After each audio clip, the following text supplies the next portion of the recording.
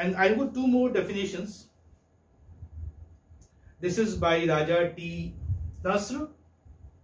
He says, Raja T says, South Indian linguist, linguistics is concerned with human language as a universal and recognizable part of human behavior. That we already discussed. He says linguistics is concerned with human language as a universal. Language is something universal. It's not spoken only, say, in one continent, say Asia only, or say in Europe. No, it's spoken all over the globe, in all the continents. People communicate through language. So language is concerned with human language as a, linguistics is concerned with human language as a universal and recognizable. I discussed the word recognizable. That means you recognize a word, you identify a person by his speech, by the language he speaks, of human behavior and of human abilities.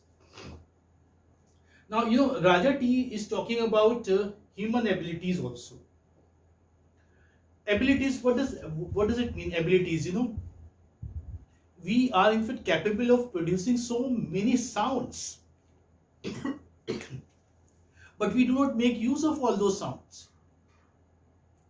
There are just a few sounds that we make use of while we are communicating with somebody. Okay, so abilities, I repeat, linguistics is concerned with human language as a universal and recognizable part of human behavior and of the human abilities. Like human beings are capable of producing a number of sounds. This is what he means. Now these sounds can be meaningful or meaningless, but they are capable of producing sounds. And yeah, here there is one more definition. This is by Monica Crabtree and Joyce Powers. They say, Monica Crabtree and Joyce Powers, according to them, linguistics is competence as being a person's potential to speak a language. Linguistics is competence as being a person's potential to speak a language, and his or her linguistic performance as the realization of that potential. This is what they say. What do they mean by this? They mean that, our knowledge of a language, the vast number of words that we know, is a part of competence. But the actual speech, the actual sentences that we make while we are communicating, or say utterances, they are an instance of performance. What are they? They are an instance of performance. So he says, our competence and performance is in fact defines linguistics. Linguistics is competence as being a person's potential. Potential is ability, is competence to speak a language, and his or her linguistic performance as a realization of that potential. We'll be discussing this dichotomy, the competence and performance. But what do they mean? I just repeat. A person has a very vast vocabulary. He knows a lot of words, but all those words are not being used when we communicate. Our utterances are our performance, and our knowledge is our competence. This is what Monica Crabtree and Joyce Powers bring to our knowledge. Okay, so these were the definitions, the 5 important ones which I discussed. Well, I may give you even sheets also. If you require, I'll give you the sheets. If you're not able to note down them properly, like 3 I had noted down, and 2, I just read them out to you. I might provide you the hard copies also, so that you can see the other definitions as well. Yes, linguistics is thus the scientific study of human language.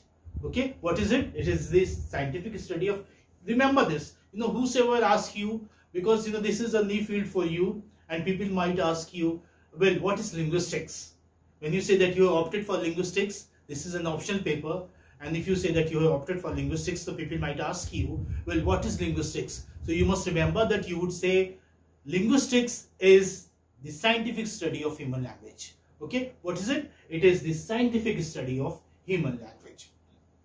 It strives to describes and analyze languages. What does it do? It describes and analyzes languages. Like you know, again, you know, I would like go back to this phonetics, since we have already covered this topic. Phonetics, in fact, is the core of linguistics, I must say. Okay, the bread and butter, the central part of linguistics. Yeah. So, what does linguistics do? It tries to describe. You know, we are describing for consonants, we were describing vowels and all. So, what do? They describe and analyze languages. Linguists, they describe and analyze languages. Analysis is important. Why? Because, you know, languages are not the same. Alphabets are not the same. Certain, you know, sounds are not there in certain languages. Although human beings can produce sounds, most of say the sounds that are available to them, but we do not have them all the sounds there in our alphabet. So alphabet, you know, differs from language to language, and that is why, you know, some people are say capable of producing more sounds and others are not. Why? Because they do not have so many letters in the alphabet. Like, for example, you know, English, you know, it has only 26 letters. That is why, you know, we have diphthongs. We join two letters together. Is that fine? Okay. Yes. So to study and observe languages and to describe them accurately. This is what a linguistic. This is what, you know, we study in linguistics, or this is what a linguist do. You know, yeah. Again, you know, this word is a very baffling word for some students, because they ask me. They said they think that linguist is a person who knows many languages. No, he is not. This is a misconception. A linguist analyzes languages. He describes languages. Okay, he does the scientific study of human behavior, human language, but he is not the one who knows many languages. Such a person is polyglot, I must say, and not a linguist. So if you know 6-7 languages, that doesn't mean that you are a linguist. The linguist is different. What do? They study and observe languages and describe them accurately. These linguists, they do. And they find points of generalization within what has been described. Points of generalization. Like, you know, say, while we were discussing plosives. What are plosives? Like pa and ba. Remember? Pa and ba. They are called as pa and ba. They are called as bilabial plosives. Okay, there are two sounds, pa and ba, and they are called as bilabial plosives. Why are they called bilabial plosives? Why? Because, you know, lips are the primary articulators there. Lips are the primary articulators. Lower lip and the upper lip. Besides, they are plosives. They are stops. You like, you know, you have your breath inside your stomach, and then all of a sudden you release it. Pa, ba. We had the demonstration also. I hope if you remember. So this is the point of generalization between these two phonemes. So this is what the linguists do. They find points of generalization within what has been described and draw conclusions about the general nature of human language. Okay, to draw conclusions about the general nature of human language. So, you know, linguists first observe, analyze, generalize, and at the end they draw conclusions. This is what they do. They analyze, observe, and towards the end they arrive at conclusions. But, you know, before arriving at before coming to conclusions, they do a number of things. They collect data, they observe it, and you know, say they study it. That's why and they have language labs also where they make their study.